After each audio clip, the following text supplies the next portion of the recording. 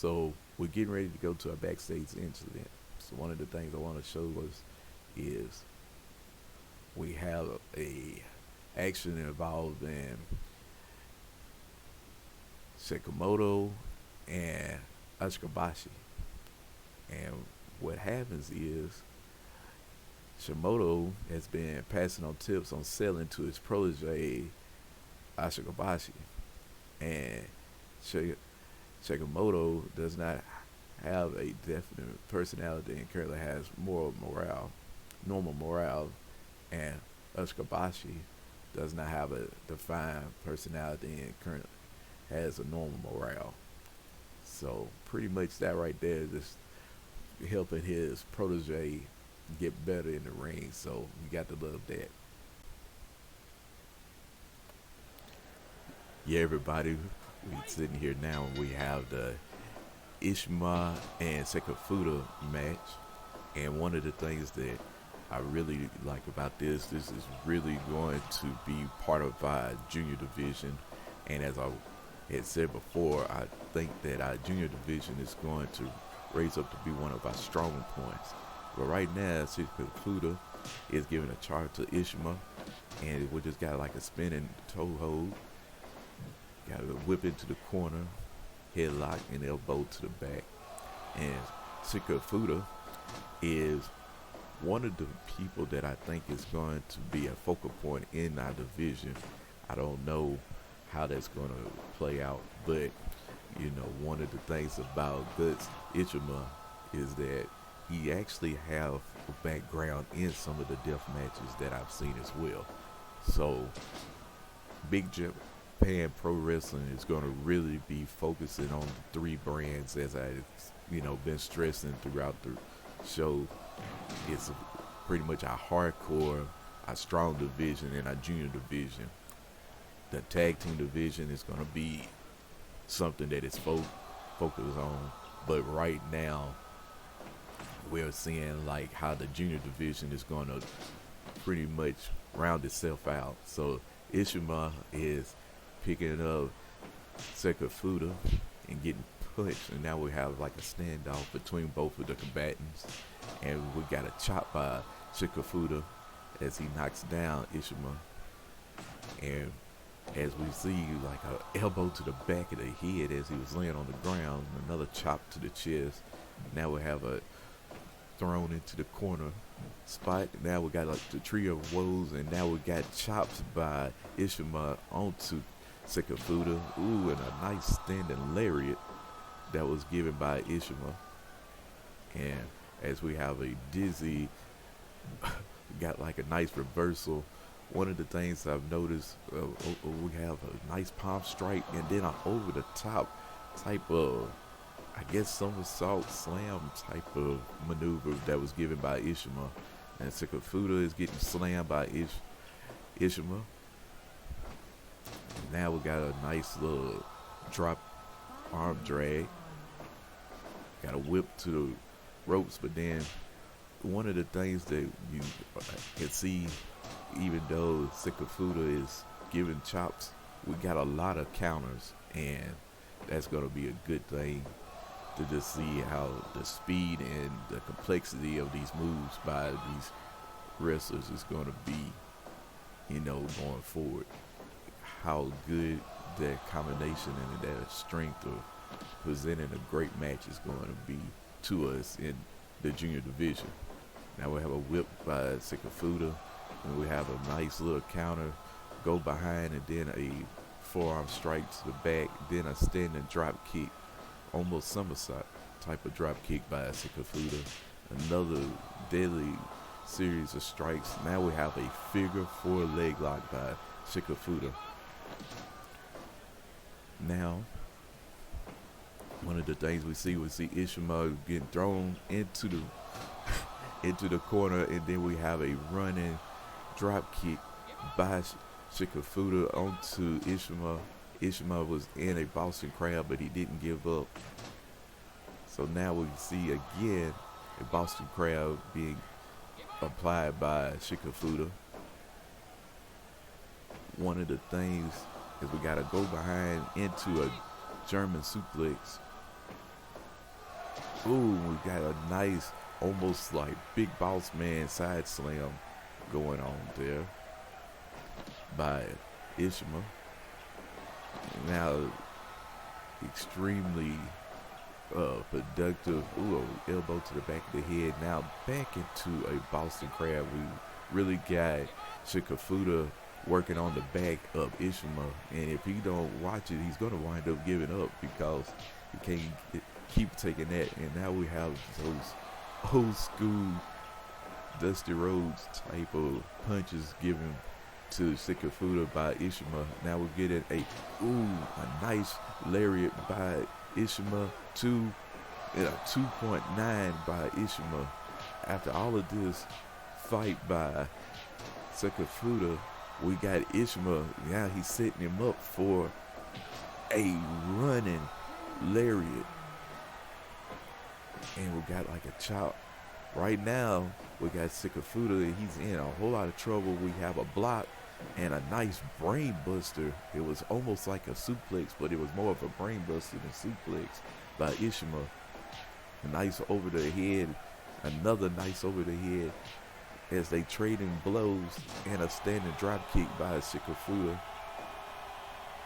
Got a dazed Ishima. I don't know who's gonna take this to the house, but right now we got a double counter. Got a kick out of the corner by Ishima. Shikafuda's in trouble. We got another nice drop. Arm drag by Shikafuda. And now we got like a wrenching of the head into a spinning drop toe hold. Pulled into the middle of the ring by Shikafuda. He's almost like waiting to apply some move. He throws Ishima outside to try to get also a breather as well as like some type of distance. I think Shikafuda's in more of a bad way than Ishima, even though in the beginning of this match we seen more of Ishima getting a whole lot of moves applied onto him. Now Shikafuda is trying to reverse it, but now we see that Ishima has got Shikafuda in a bad way, and they are battling each other, a running smack, more or less, not even a clothesline by Shikafuda. We got both combatants running into the ropes now, pinned by Ishima, and we just have a 3 count by a strong but very effective lariat by Ishima. What we have after that match between Ishima and Shikafuda is like a decent match. Pretty much Ishima and Shikafuda had great chemistry. It seemed like even though the show segment was a 56, the crowd was pretty much into it, and I think that we got something to truly build around. So always remember the way our shows are set up is we're going to have the matches, and then we're going to see how the TV audience is perceiving it. And right now the segment was a 56, so I think we did good. Got the show off to a strong start.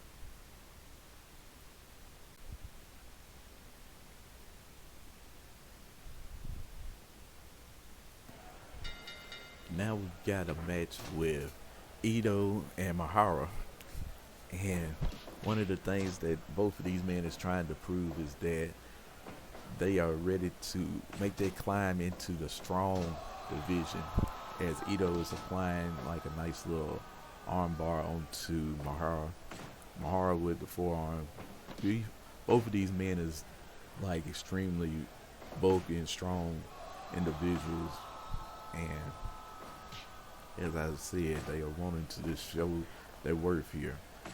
One of the things also, as we have a pinfall, one of the things also we want to continue to see is how the landscape is going to shape out, as we have the hardcore division, we have the junior division, we have tag teams in these divisions, but then we also have like these individuals that's in stables. And then we have men like these men who are just trying to prove that, hey, we just deserve to be in BJW. So we don't know how the true fallout is going to be with this shakeup in BJW, but we do know that as time is going to tell, things is going to continue to be always evolving, as Big Japan Pro Wrestling is going to really want to let everyone know that, hey, we're here and we're going to be a force to be reckoned with. Now we got a drag into the middle of the ring. Right there, Mahara was trying his best to pin Ito, and he wasn't able to. Now we got kicks to the kick and stuff. We just got like this test of spirit, and Mahara was able to prove that he had more spirit at that round. But then we got like a series of forearms by Ito. Then we got some more forearms. Then we got like a drag to the middle of the ring. So what Mahara gonna do? And another kind of like counter to get out of that into a short arm lariat, and then a kick to the back by Ito. So now we got a hard slam by Mahara. And Mahara gets a kick to the gut, well, knee to the gut, more or less. Mahara now do like a running lariat, and then kind of shows off his arm as an insult. Then a shoulder block to the back. Ito with a spinning heel kick. I didn't even know Ito was able to do such a thing, but he pretty much proved his worth as he throws Mahara into the corner, and then he gives him an avalanche. Then he kicks his feet out from under him, drags him into the middle of the ring. Then he gives, even though he was too close to the ropes, he gives like a brutal German suplex. Now we just have almost like a Alabama slam by Mahara, and then we got a nice sweet lariat into a football tackle by Mahara. And Mahara is getting now placed into an armbar by Ito. This cross armbar is going to be a strong thing in BJW, it seems. Now we got like a suplex, or maybe more of a brain buster by Mahara. Got another forearm, as whatever Mahara was trying to do didn't work. Then we got a kitchen sneak, moving to a German suplex, which almost was the win for Ito. Ito's getting touched into the ropes. Then we have like a cover by Mahara, and it is a 2.9. It was almost it for Ito. He just did get his arms up. And then we got like a double underhook type of move, and then we got like a shining wizard. So now we're going for a suplex. Yes, a true full vertical suplex.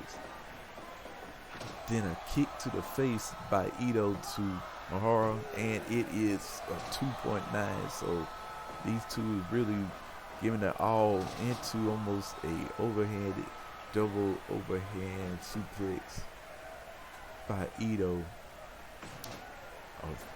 Pretty much an elbow. Now over the head suplex. Yeah, that's that old school suplex right there. Now we got some forearms to the face to Ito by Mahara. Mahara is really trying to put in another suplex. I think he's trying to break his neck right now. And he kicks Ito down. Ito is still trying to prove he's got something left in the tank. He gets blocked suplex into a suplex by Mahara. Now the crowd's really getting behind it. Standing lariat. What is about to happen now? Almost a Alabama slam type of maneuver. It seemed like Mahara is going for a power bomb. I think that could be it, y'all. 1, a 2, and a 2.9. Ito was able to get out of there. Now test the spirit right now. Who's got it? Who wants it more? A nice kick, but then a nice football tackle by Mahara. Mahara is setting up Ito, I think. Now Ito He basically is dragging into a German suplex, but it was into the ropes. I think if he wasn't in the ropes, we could have had a win right there.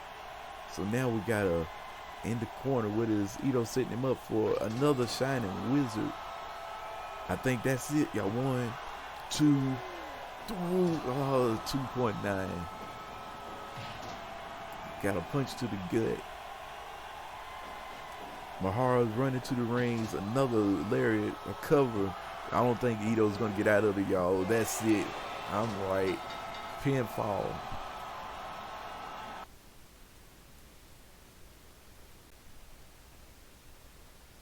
Now what we have is we have Ito and Mahara. And in a terrible match, pretty much this is how, the road agents and everything sees it as. In a terrible match, we have Mahara and Ito going to 9 minutes and 42 seconds, and Mahara wins by pinfall. So right now it says in the arena the crowd was kind of turned off by the match and felt like that they shouldn't have been on the card like is. So we got like a 29 segment as far as the way the crowd at home was feeling as well. So we're gonna have to continue to work on this and see if we can raise that up to get these two men to the level of wrestling capability as we know that they can have.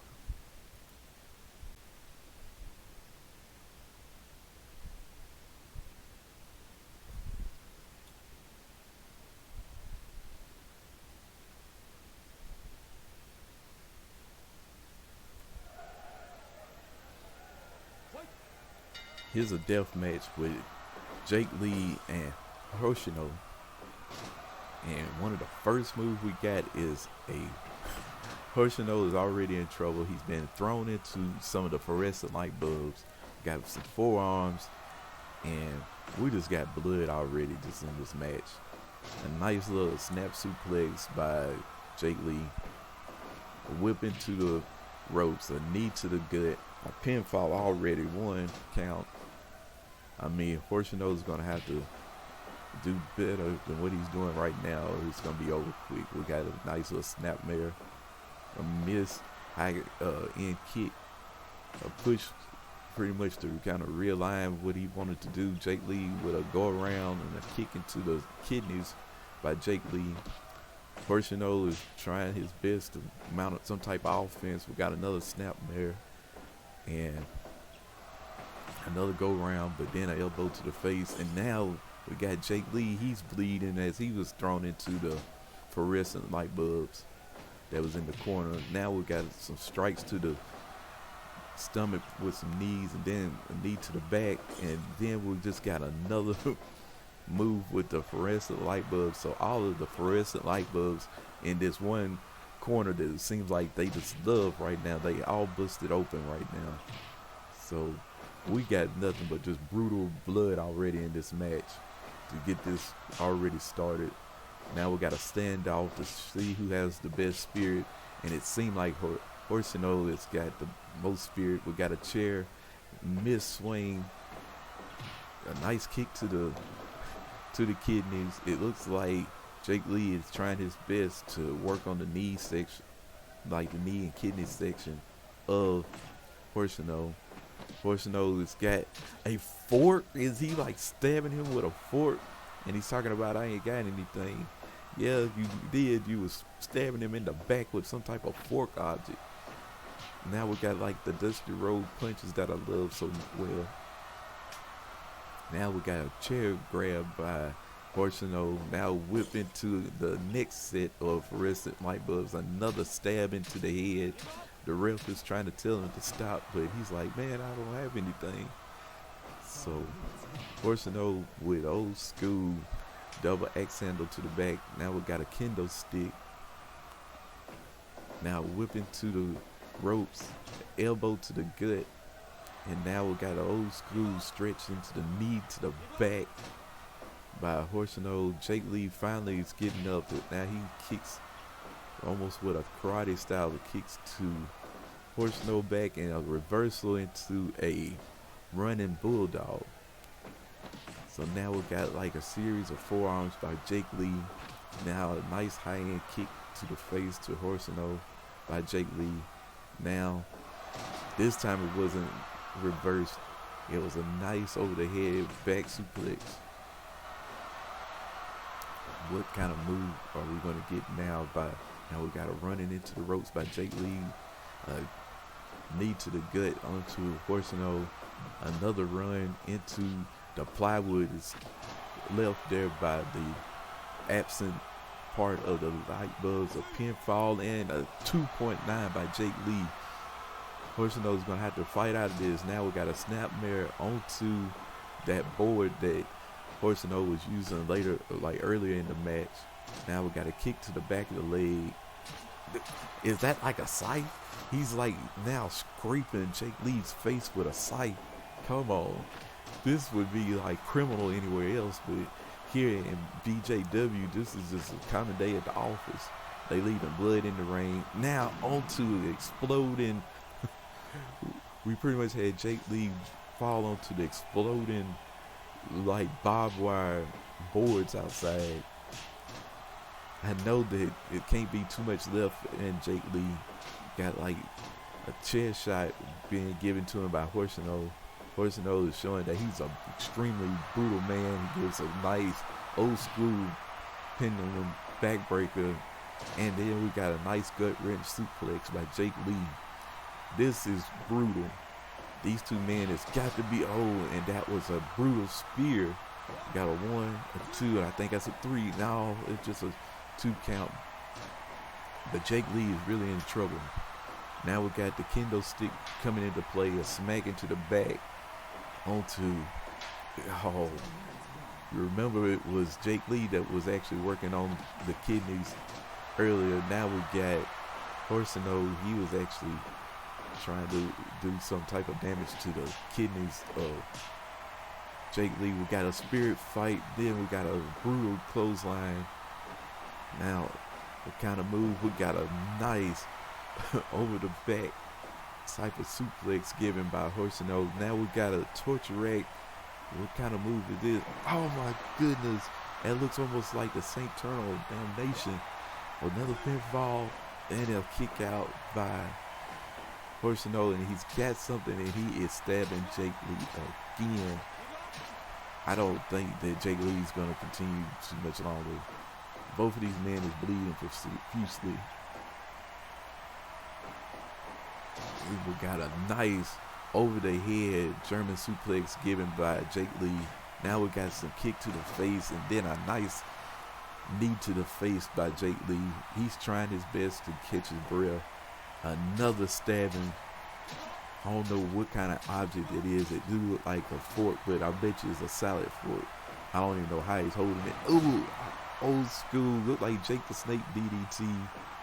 A whip into the ropes. And then a nice, almost karate kick type of knee. Bounce into the ropes. Then a karate kick to the face by Jake Lee. We got a pinfall.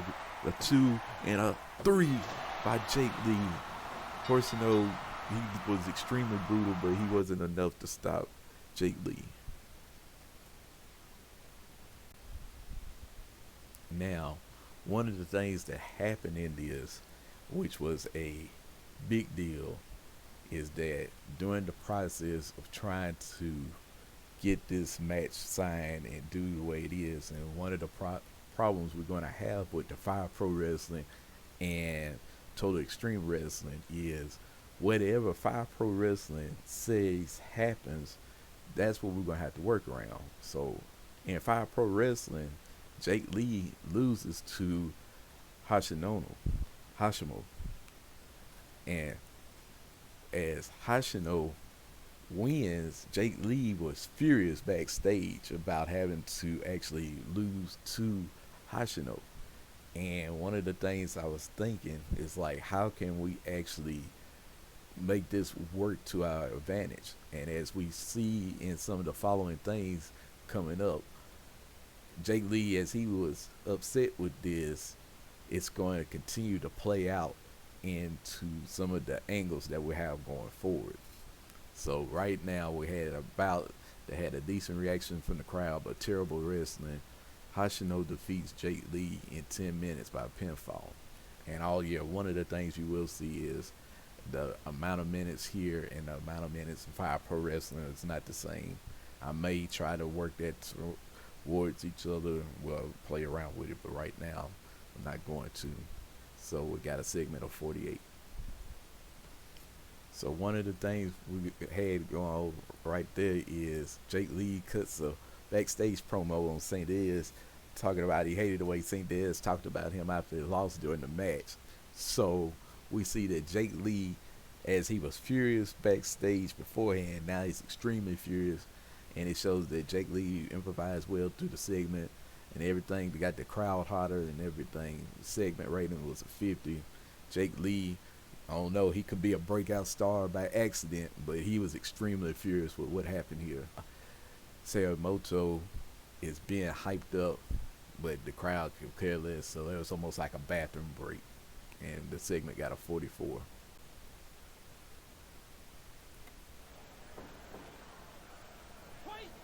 Here we go, everybody. This is that fight between the Braham brothers, and I think it is pronounced Oreo and Yoshinono.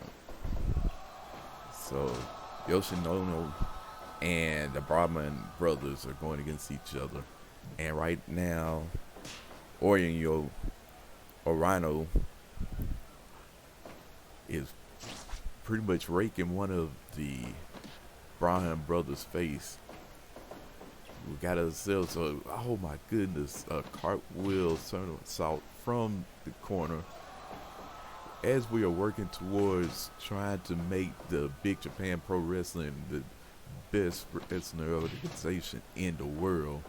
We're seeing that tag team wrestling is going to be our focal point. So now we have a tag by one of the Braham brothers, suplex on Orino, or Orino. I'm going to say Orino, and we're getting a tag from Yoshino. We got a double drop kick. Right now we got him in a basic headlock. And then one of the things that I really want to see happen in, Big Japan Pro Wrestling. Ooh, with a nice little arm drag takeover. One of the things I really want to see happen in Big Japan Pro Wrestling is the tag team division to really step up its game and be a major focal point.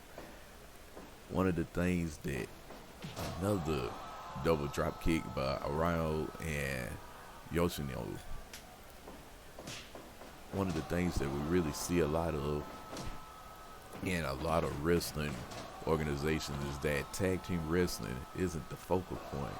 But here, not only as we have like a spinning toe hold by one of the Braham brothers, one of the things that you don't see really stressed is that continuity that a six-man tag or a tag team have. And as Big Japan Pro Wrestling have always got, famous for all of its death matches, I also want to just really see how important with a double counter with a slide under a whip, and a missed high knee. We got now a nice little arm wrench going on as both of these combatants is trying their best to show the other one that they can do. Ooh, and we got like a nice little hurricanrana that was actually tied up in the ropes. That's how come one of the Braham brothers was not able to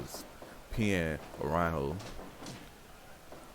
But now, as I was saying, it's like when you have a great tag team, one of the things that I'm hoping is going to be a strong point is the tag team. Then you will see how important the strong division, the hardcore division, and the junior division is in BJW. So now we had like a nice Boston crab. And right there we have Yoshino giving a tag to Rhino, and now I think this is actually one of the Barman brothers, and it may be Shunu instead of Shihai. They was going for a nice little double team move, and right there, Rhino was able to kick out of it. Went now into almost a camel clutch type of maneuver. Got us a nice tag, a whip into the corner, and wow, one of the things that just happened is Yoshino was able to give like a nice back body drop on one of the most simple moves of all time. A snap mare was able to be a counter to whatever Yoshino was getting ready to put on that Braham brother. Got us a count of one.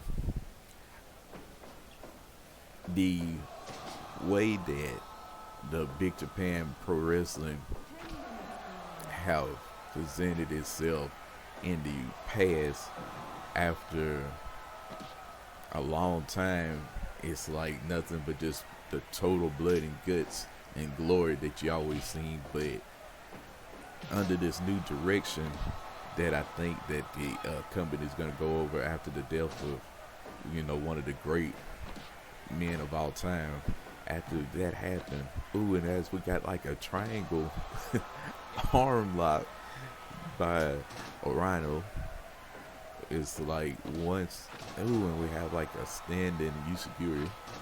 Got us a nice little counter kick to the face. When you seen that actually happening, you can tell that Big Japan Pro Wrestling wanted to expand their horizons and show the wrestling world that they more than just blood and guts, but they wanted to almost be like an new age ECW. And if you kind of remember how Extreme Championship Wrestling were, they was the nice extreme, wrestling and kind of antisocial type of hardcore wrestling organization. What is Big Japan Pro Wrestling? What they're actually getting ready to do is they're going to continue to have the matches that made their name, but they also is going to have some of the best wrestling that you've ever been used to seeing, and they're going to do it well. And I love that standing Insecurity that wasn't even a step up, and then we just had like a whip into the ropes.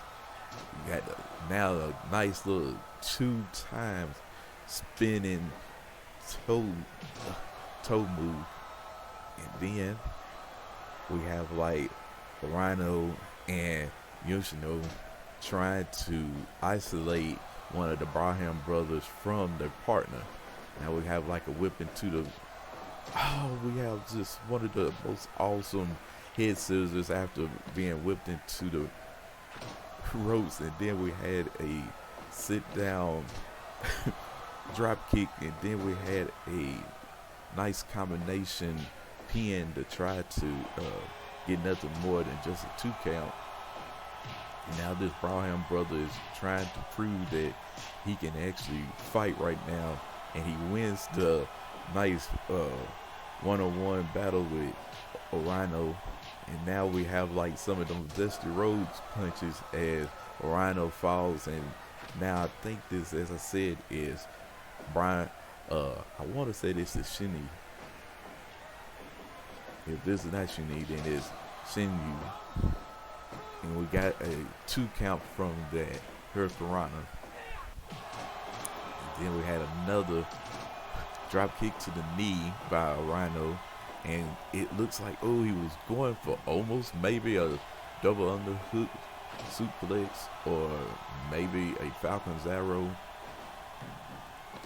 Now we got ourselves another attempt to a triangle arm lock by Rhino or Reno, whichever one is the proper pronunciation. And if it wasn't for the ropes, that was like a nice drop on his head from what would have looked like a falcon arrow to just a drop straight on his head.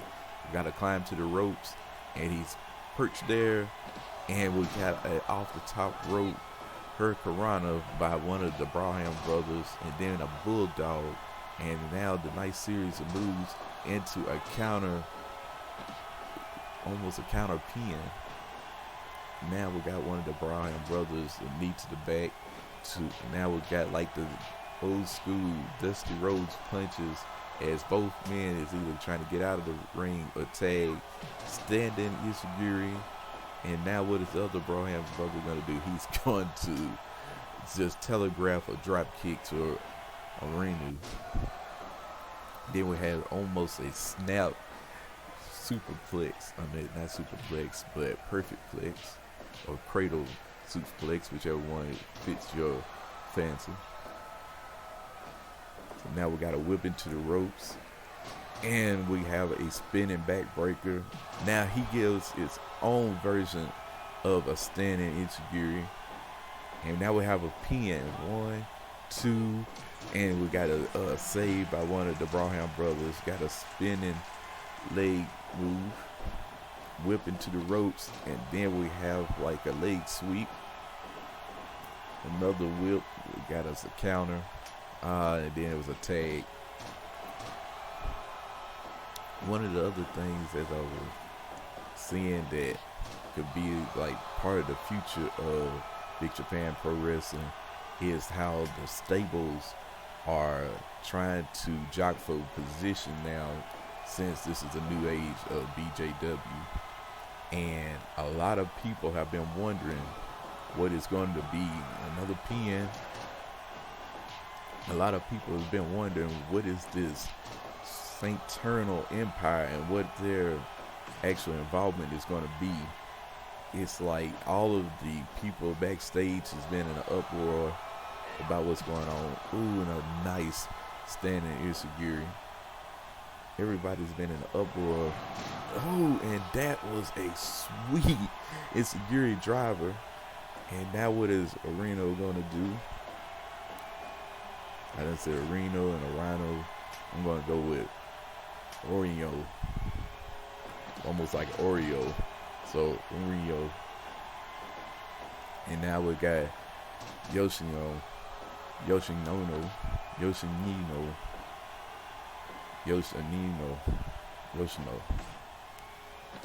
Yeah, Yoshino. So, Yoshino is pretty much all this. He was being held by one of the Bryan brothers. He gets insecurity to the face. Now being dazed, he gets a drop kick to the back of his head. Now he's getting drugged into the middle of the ring by one of the Braham brothers. Now he's getting ready to climb the rope, and a nice splash is he's going for another one. He's got two, pretty much like a super fly snooker splash by one of the Braham brothers. A taunt to the crowd, and instead of doing anything, he left him dazed and went to tag. Now we have like your classic double drop kick. Now Oreo is bouncing into the ropes, and he misses everything. Don't he feel stupid? But he does break out of the double team move that was getting ready to be put on him, and he gives a nice high knee to one of the Braham brothers, and we got a nice counter, but it was in the ropes. Another counter, but it's not going to matter because it wasn't even the legal man. It's like other things that we want to see is what is it going to mean for the championships and the history of those championships. That we have a throw outside. The ref is giving us a nice count. Areno, he's drunk outside. So we got like a nice little figure four type of move. Not as much as a figure four as a almost on the ground ankle lock. So nice exchange of kicks and slaps. Ooh, and a good super kick by one of the Braham brothers. And he tags his brother. And we're getting ready to have look like one of the standards by Oreo in this match is he gives like a triangle lock, and right now we're getting ready to see a tag being given, and he can't actually do a pin because you're not the legal man. Don't you feel stupid right now? Now we have like a nice forearm to palm strike move, and then a standing enziguri, and then you have Yoshino give his own version of a standing enziguri, and then we have a nice little arm drag being given, and now we have a sweet little over the top type of cradle pin maneuver.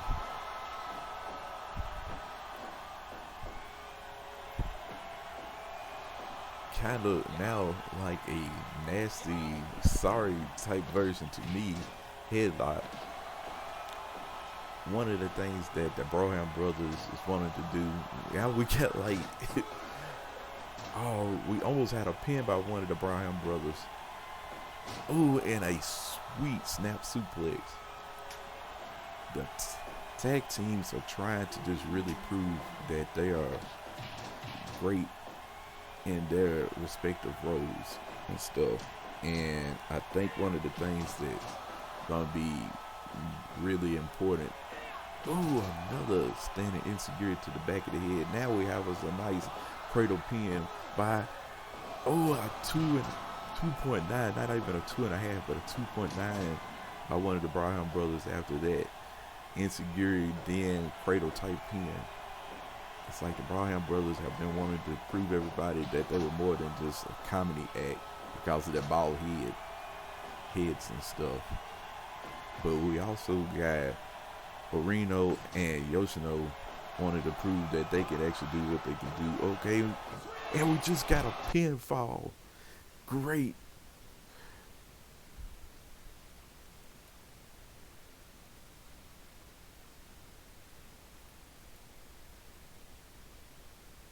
Now, in a match that didn't have too much heat and terrible with wrestling, we had the Brahman brothers defeat the Midnight Ravers, which is pretty much Orino and I want to say Yashino, Yashino and Orino. And as you seen throughout the whole process, I was continuing to use Orino and Orino and Orino. So I'm going to say Orino and Yoshino. They pretty much, as the Midnight Ravers, they lost to the Brahman brothers as Brahman Sunu actually pinned Orino with the Zodiac. And we got like a segment of 43 with this. And Orino, he pretty much got a 21 as far as what our road agents was, looking for.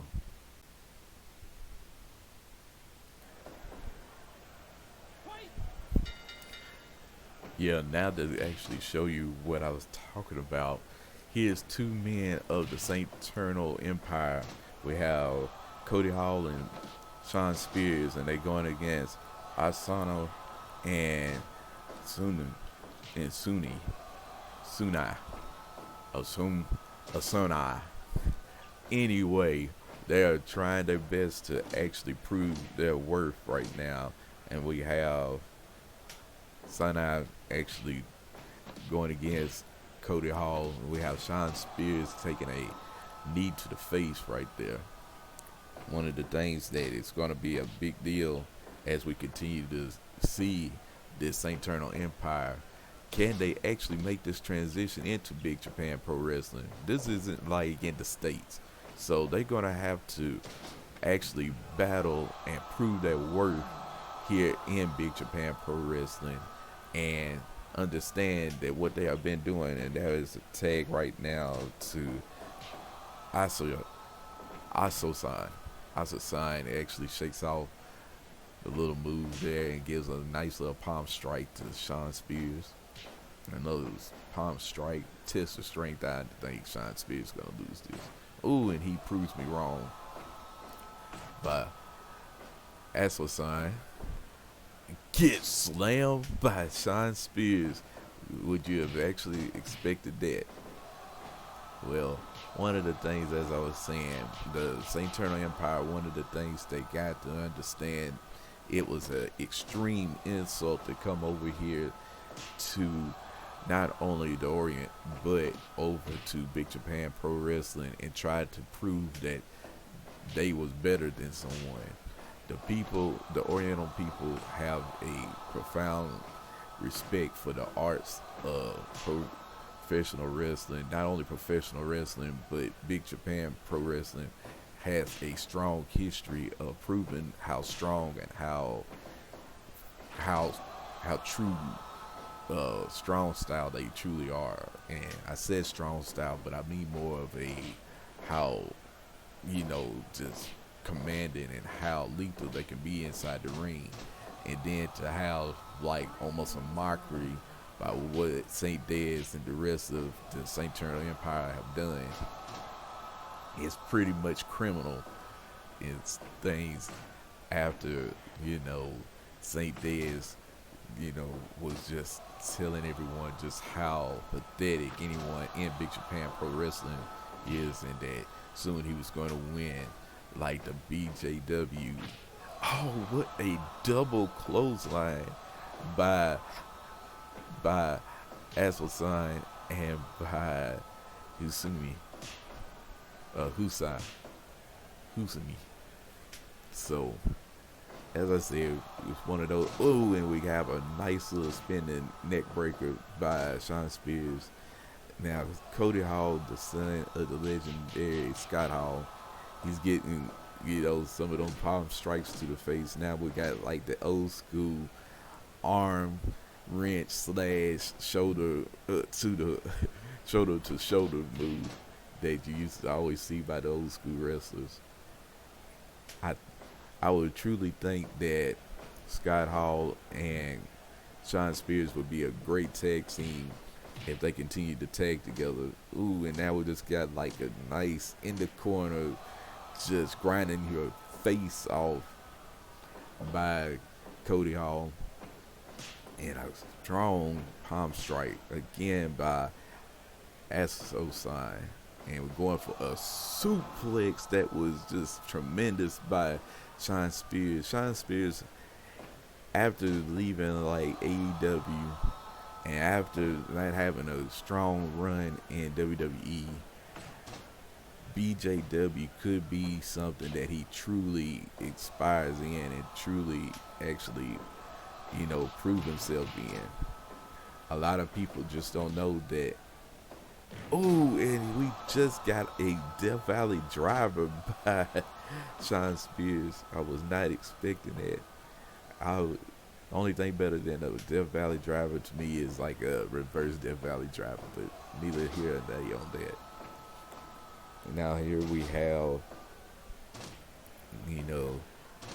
Sumi trying to continue the legendary work of this mass wrestling that he's doing, as he was giving some nice shoulder blocks right there. Now we're getting some strong chops to Cody Hall, introducing him to the styles of Big Japan Pro Wrestling. Now we got ourselves a nice little, I guess you would say, shades of the sharpshooter. Now we got ourselves a camel clutch, and how ironic is it that now we got just a submission, display going on. Ooh, a nice underhanded palm strike. Now we're going back into a sharpshooter, and we had to have Shawn Spears come in, and then we had another. What is this gonna be? And now we got old school atomic drop and a kick to the back of the leg before we get a tag by Cody Hall. And as they got ready to do a double team move, nice little kneel down fireman's carry by Shawn Spears. Ooh, a palm strike. Ooh, and now we got another Death Valley driver. Where is Shawn Spears finding this strength from? But one of the things, as I was saying a little bit earlier, a lot of the men that are in BJW right now, they were either part of, ooh, a nice little super kick. They was either part of BJW or they were trying to find work elsewhere. So you have pretty much either a another Death by Alley driver. You either have like this profound respect for what St. Dead's done to bring in these men, and that's a double counter into a nice underhanded palm strike, or you have this deepened disrespect by the Stonewalls and the, pretty much the veterans of BJW. And we got Shades of the Razor Edge by Cody Hall as he's going for a pin. Oh, and a 2.9. Cody Hall tried to show shades of his father as he went for the Razor's Edge, or the Outsider's Edge. And I guess we'll just call this the St. Eternal Edge, since he's with the St. Eternal Empire.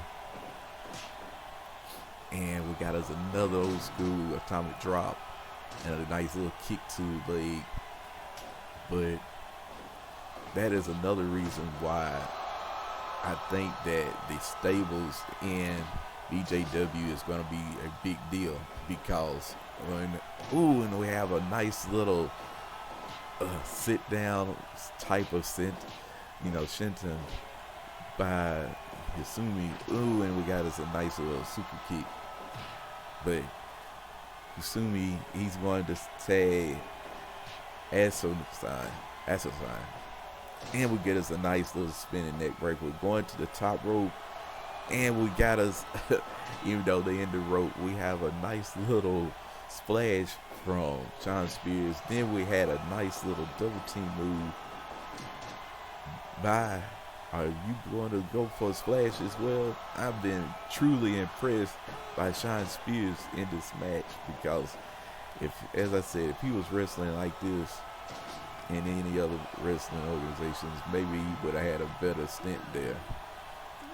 Now the action's going to the outside of the ring. Sean Spears, he's like taking this game to a whole nother level. We almost had a double team move, but Cody Hall was able to get out of it. Now in BJW, we know that there is a 20 count, and usually you don't see that actually is finished like that in BJW. Ooh, a nice double-handed palm strike, a save by Cody Hall. It seems like the crowd is extremely behind what's going on in the match right now. We got us a tag by Sean Spears, and we got us, a nice little back body drop. And when I thought Cody Hall had this match in hand, we had like a series of palm strikes by Asa-san. We got us a whip into the ropes, and that is one strong reverse atomic drop. Now we got Asa-san as he's going for a pinfall in the corner, and he's away. At another 2.9. We got us a nice little snap suplex by Sean Spears, and we go straight into a abdominal stretch. And now we got us a forearm, and we got us a run, a nice little diving knee to Asa-san. We got a tag. I don't even know who's going to be able to pull this one out. We got another block on a double team. Got a whip into the corner. Assuming his guy Sean Spears in the corner, and he's giving him a series of palm strikes to the chest. And we got ourselves a DDT by Sean Spears. So the crowd's extremely behind what's going on. I'm behind what's going on. We got ourselves a slam. He's trying to rally the crowd behind him. But is he going to actually be able to? Oh, my goodness. And, so we just had a nice series of moves all into taunt Sean Spears. He's going to put his foot on the chest like he's Chris Jericho or something. Assuming he knows better than that.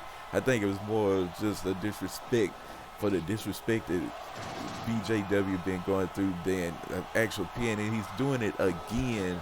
Another save by Cody Hall. And we got us a nice little whip-in clothesline. Now we got us a shoulder block by Sean Spears. We got a double team move, a double power bomb by Cody Hall and Sean Spears. Clothesline. What's next? I think Usumi is there for the pickings. And look like he's going for a power bomb of his own, and he's pinning him. And a nice save by Sean Spears. Spears just was in there in the nick of time. Got us a little hip toss. Got him closer to his side of the corner. Almost kind of, modified, back body drop. They both ran him into the corner. Stopped the double team move. Sean Spears kicks Asani. I said Asani. Asani. I mean, now we got it in the corner, shoulder blocks. Ooh, a headbutt by Asani. Over the head, palm strike. Got us an over the hand punch. Then we got us some more of those chops. I think that is like Asani's favorite move. Ooh, a pin off of that. Those series of palm strikes proved to be just too much for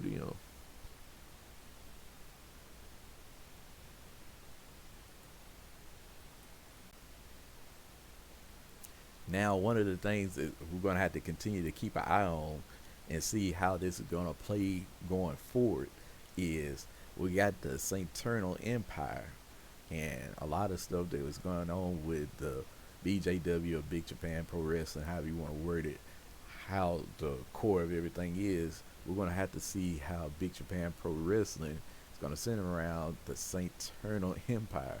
And right now, in a bout that didn't have much heat or terrible wrestling, we had Asos and Sumi actually defeat Cody Hall and Sean Spears because, again, Fire Pro Wrestling is a big deal in this. When Sumi actually pinned Sean Spears. And right now, we did see where the weak link of this match was Cody Hall.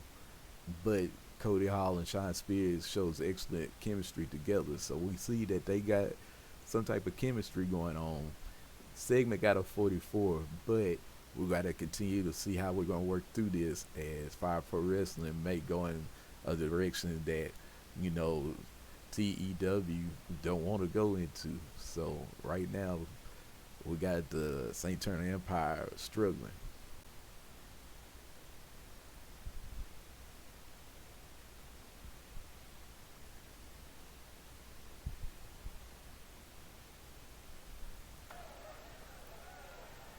Right now, what we have is a match between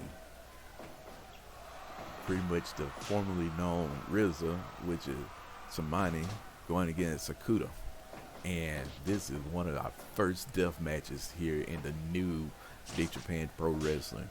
And as I said, the former RZA is a Razor, if you want to say that. He pretty much is going to be just another just monster here in Big Japan Pro Wrestling. And I just really hope that we have a nice brutal match. We have your classic light bulbs in the corner, even though we don't have any barbed wire on the ropes and stuff. We got like those two combatants just trying to beat and maim each other. Now we got a torture rack. Even though it's a brutal match, you would never think a nice submission move like that would be put into a hardcore match of this capacity. Now we got a whip into the ropes and then a falling lariat by somebody. And now we got like a funny, a 2.9 off of what I would say is a spinning power slam type of cradle move. And then we had another power bomb by Samani. Now we got like we got a claw choke slam type maneuver and another 2.9. And right now, if Takada don't do any better. We're getting ready to have a pin. Another pinfall by Samani. Another 2.9. Takada. Oh, and now he just went straight into the light bulbs and stuff. So those fluorescent light bulbs is gonna be something that we really get into. But now we had Takada. He fights his way back. He's trying to get his spirit up. Now we got some blood finally in this, and a funny type of cradle pin fall by Sakura. And Samani, he's gonna have to really take and fight through this to actually prove to his worth. Right now, he had like some very strong offense, but the spirit of Sakura is really proven to be a big factor, because as it seems, he's not even bleeding at the moment. He's got a piece of some type of board that he's trying to hit Samani with, even though Samani is bleeding. Another type of cradle pin by Sakura. And let's see what kind of move that we got. He's trying to shrug it off, and now we got a Hurricanrana. Another bounce off of the ropes, and another Hurricanrana by Sakura. And a smack with this board.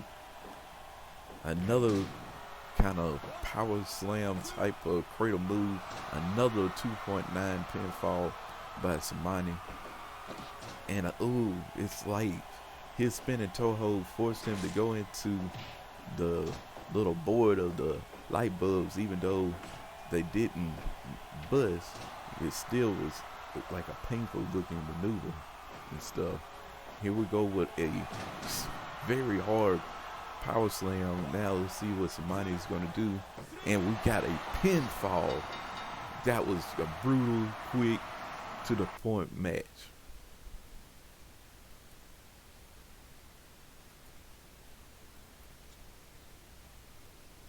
Then in a match that pretty much didn't have a lot of heat and terrible wrestling, we have the former Razor of WWE, Samani, going against Sakura, and Samani actually wins. And even though he had like just a 25% in-ring performance, Sakura actually loses this match, and the segment for this match was a 34.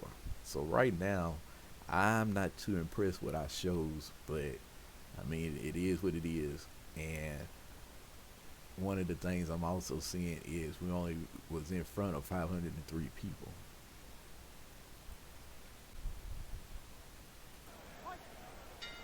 So now we have Senga, Otsugi, and Omori going against El Litterman, Quiet Storm, and Kato. And right now, Senga is pretty much giving like a nice little workover onto El Lindemann. And one of the things that I had said before is we're going to see like tag teams and six-man tags be a focal point in BJW. And what better way to have that than the current deathmatch champion El Lindemann and some of these nice wrestlers actually try to take it to the next level.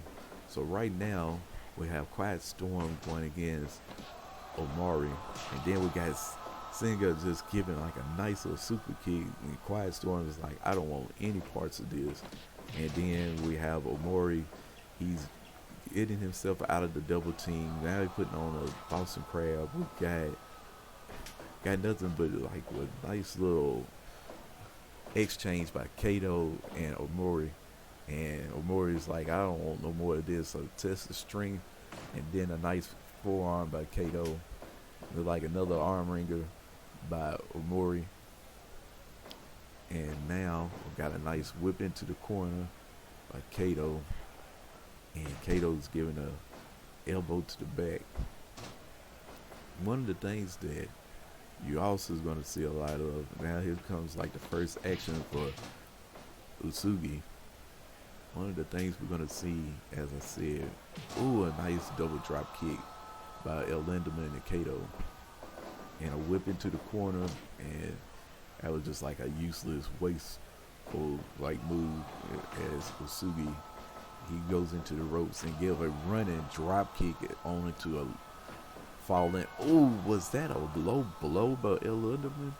And none of his teammates even try to help him. And Singo's like, I don't want any of that.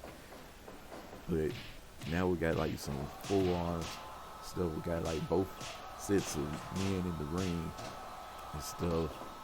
As now Singa is now getting his face stretched, profusely by Kato. Got us a nice little snapmare, dragging back into the center of the ring. Now whip into the corner by Singa. Now an elbow to the back by Kato and an elbow to the back of the neck. And Singa is like, I don't want no more parts of this. And now we had try to attempt double team move, but now Usugi is getting, he almost got double team, but now Quiet Storm is whipping him. He attempted to whip him into the ropes. Now we got like a standoff by Quiet Storm and Usugi, and who's gonna win it? It seemed like Quiet Storm did as he fell. At the same time, Usugi did, but he was able to stand back up in time to apply a move. I don't know what the future is going to truly hold for the six-man titles, as right now, Usugi, Omori, and Singa are the champs, but the titles aren't on the line, so I don't know if the stables of BJW is going to try to apply themselves to take pretty much the straps off of them. I don't know if there's going to be like a weird combination of wrestlers that's going to interject themselves into the six-man tag title scene, but I do know that there's going to be some type of focus point into what's going to be the future of the six-man division and those with pretty much prestigious titles. Now attempted into almost a brutal type of brainbuster by Quiet Storm as Omori is in trouble of submitting. This would be like a huge deal if Quiet Storm, El Linderman, and Kato could actually pull off the upset on the six-man champs. Quiet Storm with a nice little short arm lariat clothesline onto, I think that was Singa. Now Kato, he gets reversed. Kato reverses the move and puts a old school back drop suplex onto Omori. But now Kato's in trouble, and now we got us a cradle pinfall for only a 1 count. And now we got a torture rack into a backbreaker. That was sweet. Now we got a suplex into a brainbuster that causes Singa to actually fall out of the ring. Now we got like a Boston Crab being applied by Omori onto Kato. Kato's in trouble. We got a Hurricanrana now. And now we got a bounce off the ropes, a drop kick to the face to Kato as Usugi is being tagged, and here comes Quiet Storm. But I think the damage had already been done. Now a drop, spinning arm drag. Now another, Kato is brutal with his over the top type of brainbuster that cause members to fall out of the ring. Quiet Storm is trying to prove something in this as he misses a clothesline, gets hit in the back of the head by Usugi, and now a kneeling super kick to the face by Usugi. Tag into El Linderman, who really hasn't shown a lot in this. Now we got Quiet Storm with a brainbuster that causes Usugi to fall out of the ring. We got like a roll back into the ring, and Quiet Storm was kind of whipped into the barricade that's outside. Usugi is like, I don't want no parts of this. He tags, tried to do a double team move. El Linderman was able to get out of that. Now we got a spinning toe hold by Omori. Now, seems like we got like a with that nice forearm shot to the back of the head. It seemed like now the momentum has switched back over to the six-man tag champs. Now we got ourselves a cross arm bar. And we got like all the men in the ring. Now we got what was pretty much a slide, which is now getting ready to become an over the head slam by L. Lindemann. Now we got a block, and L. Lindemann is thinking he's Brock Lesnar as he's bouncing around in the ring. He need to do a little bit more than that. Just blocking a double team move is nothing, as we got like a small package being applied by Singer, and then we got a brutal lariat by Quiet Storm that was trying to get his braille. Kato is getting, I don't know why he's back in the ring, but he was saved by being rolled up into the ropes. Now, Kato is trying to tag. He tags in Quiet Storm, and as I said, Quiet Storm seems like he's proven a lot in this match. Kato, he slams, puts into a brutal type of torture rack onto Singer. Quiet Storm is just waiting for his chance to let Singer feel what he's having, and they have a jumping cradle suplex and then a running lariat. Now we got an arm bar into some type of weird twisted counter type of arm wringer. Singer really needed to get out of there, and he did. Omori now did a nice little front Russian sweep drop kick to the face of Quiet Storm. A missed lariat. Now we got to test the spirit by Quiet Storm and Omori. Now standing drop kick. So we got Omori showing that he is the better of the two in that exchange. And ooh, a nice little running power slam by Quiet Storm. Really been impressed by what Quiet Storm have proved in this match. He was trying to break the arm of Quiet Storm, but L. Lindemann was able to save and break up that exchange by Omori. Now we have a spinning toe hold. And now we got another arm bar that is being applied by Omori, but it wasn't enough to have L. Lindemann do anything. Another block on the double team move. One thing I can say, and he still think he's Brock Lesnar, and pretty much we have Omori with a second rope moonsault to prove he's no Brock Lesnar. And I think L. Lindemann is like, you know what, I need to go tag because I really ain't any Brock Lesnar and I'm not the next big thing here. Another standing Hurricanrana. Kato's trying his best to get out of the way, but Osugi is showing that he can take on both men if he have to. Now a spinning back heel kick by Osugi, but that palm strike was brutal as he falls to the ground. Bounce off the ropes and just a push over Kato. Now we got a running bulldog by Osugi. And now Osugi stepping out of the ring with a over the top rope Hurricanrana. And now what kind of moves we seeing? Looks like jumbling up of moves and people. Osugi is like, I gotta go tag. He brings in Singer. And Singer is going to have to face, a double drop kick on Osugi. Then it was some type of, I want to say maybe insecurity type move, or maybe it was a heel kick. But now we got Quiet Storm with some almost brutal over the back forearms. Now running power slam by Quiet Storm on the top rope. He's perched there. Singer gets a double axe handle to the face. Lindemann's in the ring. Now it takes a spirit pretty much right now by both men. And Singer with a super kick and then a headbutt by L. Lindemann. He's still trying to prove to everybody he's a strong individual here in BJW. Maybe they'll understand that they can't get any type of double team move onto L. Lindemann. he's not going to sit there and be trying to show off with that as a standing almost cartwheel drop kick was the move that. Oh my goodness, is that like it's not Olympic slam, but almost like.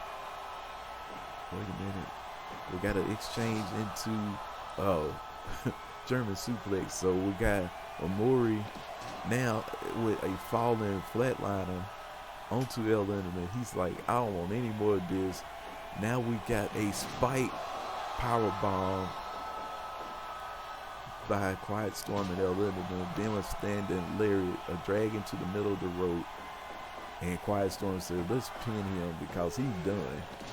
And pretty much kick out. El Lindemann just do not go. And we got another spike power bomb. Now Usugi and Senga both felt the wrath of that. Then we get a brain buster by Quiet Storm. We are in like the 26 minute mark. This has been a nice brutal match. Omori is showing his worth. Usugi is coming in. A missed drop kick. Omori's being drugged over by Quiet Storm. Ooh, and into a nice jumping cradle, like suplex buster type deal. Ooh, and a nice reversal by Usugi into a running bulldog. If nothing else, El Lindemann, Kato, and Quiet Storm have proved that they are deserving of a 6-man tag title match. Got a standing hurricanrana. Now we got like shots of forearms to El Lindemann. And now we got like a nice full cradle up move by Usugi. Now we got like all the men back in the ring again. Who's going to take and pull this out? Got another block by Usugi by El Lindemann, as they are the two legal men in the match. Usugi is tagging in Senga. He's got another block. I don't know why they continue to try to do some type of. Oh, we got a victory roll, or maybe it's like a slide, and it's a 2.9. El Lindemann almost cost his team the match. Everybody is down. Quiet Storm is trying to shake off the cobwebs. So now we got a tag by El Lindemann to Quiet Storm. And what is about to happen? We got a forearm, and a nice pose by Single, and then a super kick. So now we got a perch on the, and a double stomp to Quiet Storm and a pin. I don't think they're going to be able to get there in time, and they won't. So we got Single with a pin on Quiet Storm to end this.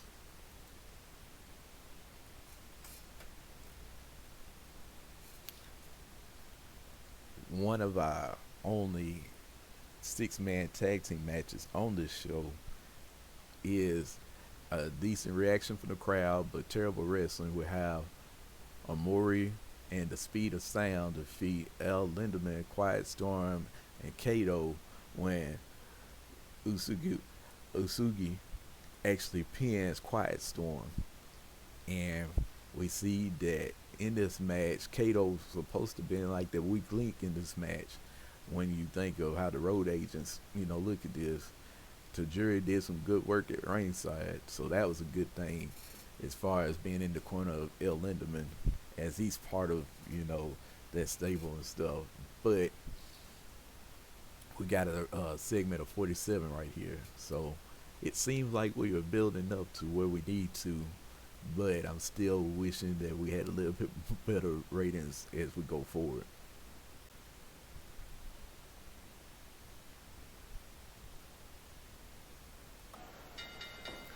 Right now we got Saint Eternal One, Saint Dez, the leader of the Saint Eternal Empire, going against Takada. And one of the things that we want to just continue to think about is, can the Saint Eternal One pull off a win and prove the overall strength of the Saint Eternal Empire? And as I was telling everyone before, this Saint Eternal Empire has been pretty much like being disrespectful to the whole setup of BJW and the heritage of Big Japan Pro Wrestling.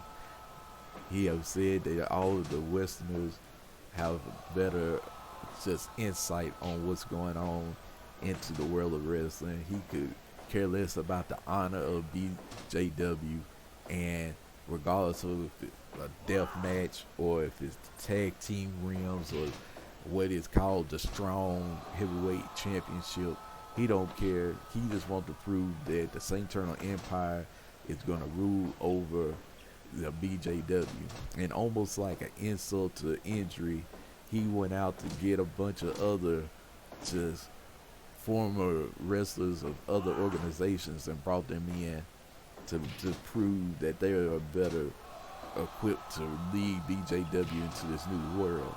So we have some of the stables of BJW trying to not only prove their worth as far as BJW is concerned, but to prove that the St. Eternal Empire is not going to be able to rule over them. So right now we got Takada and St. Dez actually just fighting, as we got like the old school kind of like chin lock by St. Dez. And Takada, he's trying to do a nice little over the back type suplex. He's dragging St. Dez into the middle of the ring. St. Dez whipping to the corner. Nice little walk through. He's not even trying to be brutal. He slams Takada out of the ring. Now he's going outside. I don't know what he's planning on doing now except getting hit in the face with a forearm. Then a clothesline by Takada. Takada now with some type of arm wringing type of move outside. I always remember in Big Japan Pro Wrestling there's like a 20 count instead of your typical 10 count if it's in like Western wrestling. So a whip into the ropes. Takada with a nice little shoulder block. A kick to the leg. Another kick to the leg. So I don't know if it's going to be the Moon Vulcans or if it's going to be the Strong Hearts. If it's going to be like the Be Faultless or who is going to be. But someone has got to prove that they the better stable in BJW. One of the other things they're going to have to prove is that who is going to lead BJW into this new era. St. Dez continues to tell everyone who would listen it's going to be him. Now we got a whip into the ropes. Attempted smack palm strike to St. Dez and he blocks it, but then he don't block this lariat to the face and to the neck. Ooh, but we do have a nice, almost like crossroads type maneuver by St. Dez. Now go behind, and then, ooh, it was a crossroads by St. Dez. Now attempted arm breaker by Takada. He drags St. Dez into the middle of the ring, and he's been pretty much working on St. Dez with this particular maneuver the entire match. St. Dez with a counter. And then a spear by St. Dez. Then he kicks him into the stomach. See what he's about to do. Another spear by St. Dez. St. Dez is really trying to prove his worth. Now throw into the ropes. And then a almost spine buster maneuver by Takada. Now run into the ropes. And then a clothesline by Takada. But St. Dez, he proved that he's in a better way for worse. Until, a nice crescent kick to a 2.9 by Takada. St. Dez almost lost this into a old school nice vertical suplex by Takada. St. Dez is in trouble. Another vertical suplex by Takada. And then St. Dez with a Samoan drop. Takada's in trouble. Ooh, and it was almost a cutter by St. Dez. A nice lariat by Takada. Takada is sitting there. Another Samoan drop by St. Dez. We get drugged into the middle of the ring. What we're about to have.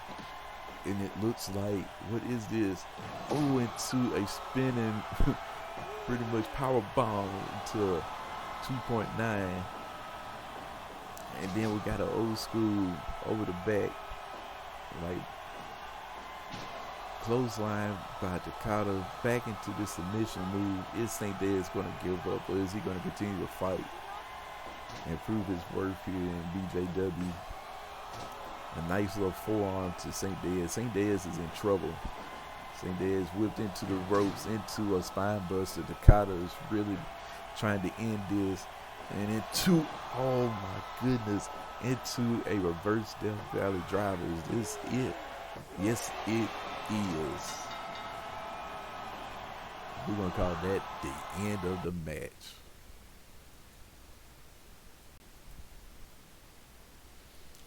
And what is, I think, our main event of the night, we have, and what was good heat and decent wrestling, we have St. Dead's beating Takada in 9 minutes 54 seconds by pinfall, and St. Dead's look good out there, get a 95 overall. Well, even though we do know that I'm OP in TEW, we see how Fire Pro Wrestling had us. So right now, St. Dead's look good out there, 95 overall performance and a 71 for the main event. So pretty much we have St. Dead's and Jake Lee, they got into this heated brawl backstage because of, you know, some of the comments St. Dead said about Jake Lee losing earlier in the night and stuff. So said Jake Lee underperformed, but I'm pretty happy with it. I wasn't expecting Tajiri to be pretty strong on the mic, but St. Dead is supposed to be the real star, but it's accomplished what I wanted it to accomplish. So this is the finish of the show. So right now, as we finish the show got a 64 overall rating, and we was in Shinjuku,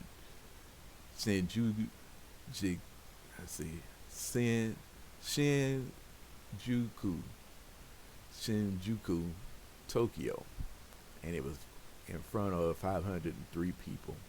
So that is what I wanted to kind of see, to let you know what was going on and what was good and bad right there. And this is the finish of the show. So pretty much we done got to Wednesday, and you know, we just got through having a show, and one of the things we were looking at is Favorite of Ricky Morton Dallas. DDP is trying to retire. See what else we got before we go any further. I don't see anybody dying, so that's a great thing. Don't see any mail and stuff, but more than likely I'm gonna have someone upset with me, and I don't think that would be Jake Lee unless what I done earlier actually helped. So we had all of this happen. So let's see if he's furious with me or not. So we're gonna go to the office real quick. Jake Lee has big morale issues, so he's angry with me. So he's furious at how I booked him.